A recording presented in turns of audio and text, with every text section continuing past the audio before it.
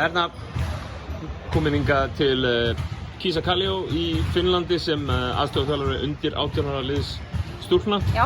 Hvernig hefur reynslan verið hingað til? Hún bara búin að vera þrælskemmtileg. Já. Mikill skóli. Þannig að ég hef bara gott það að segja, sko.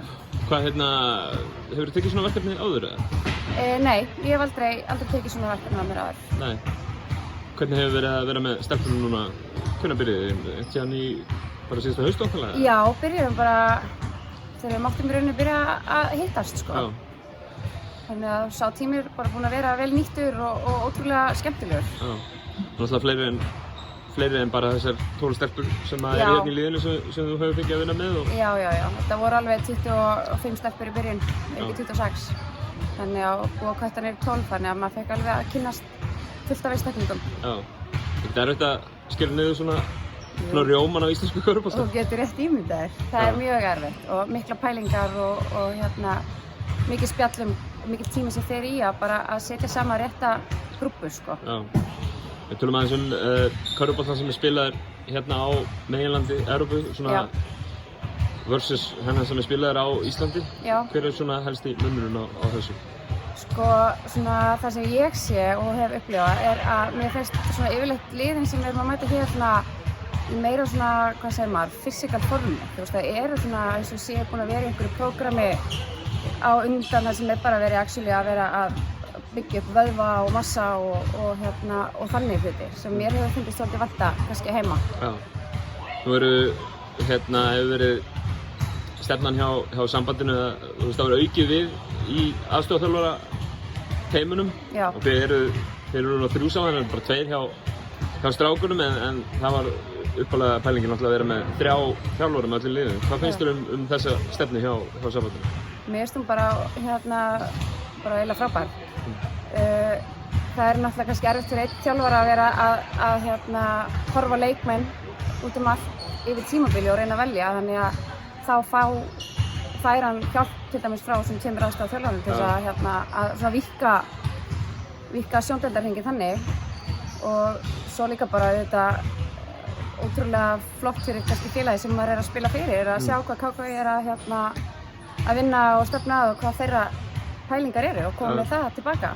Nú hefur þú lengi verið að þjálfa í Grindavík, í yngri flokka. Hvað þú veist, eru margar svona leksíur sem maður pikkar upp í svona verkefnum sem maður getur farið með tilbaka sem þjálfari?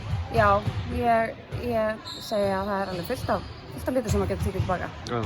Og bara það, þú veist, að það sé alltaf bara hátt tempo á æfingum. Það sé ekki bara alltaf að gera það í leikjum, heldur. Eins og það er bara Sæbjörn búinn að setja upp í sumar að það er alltaf hátt tempo á æfingum og þannig átt alltaf að vera. Já. Það náttúrulega, það sem þú tala um er kannski eins og þessi, þú veist, eins og þessi boltapressa og fleira sem maður kannski þekkist ekki í yngri flokkum á Íslandi. Nei, og við bara gera allar æfingar af krafti, veist, ekki bara svona hálfu peysi einhvern veginn. Já. En nú ertu komin hingað sem aðstoðarþjálfari. Þú hefur nú komið hérna á þetta mót og það hefði ekki verið hér, það verið Solna í Svíþjóð í nokkur skipti. Já. Er ekki eitthvað sem þú veist, hvaða skipti fórst þú? Hvernig gekk ykkur? Við unnum ekki leik. Nei. Ég var aldrei unnið leik á Norðurlandamóti. Ekki fyrir í gær? Ekki fyrir í gær. Glæsilegt. Já, sko, nei, við vorum bara frekar langt á eftir, fannst mér. Þá? Já. Sérðu mun á liðunum í dag og þá? Já, alveg bara svakalega mun. Já. Mér finnst sko þessar stelpur sem við erum með núna bara miklu betri heldur en þegar ekkert sem við vorum, sko. Já.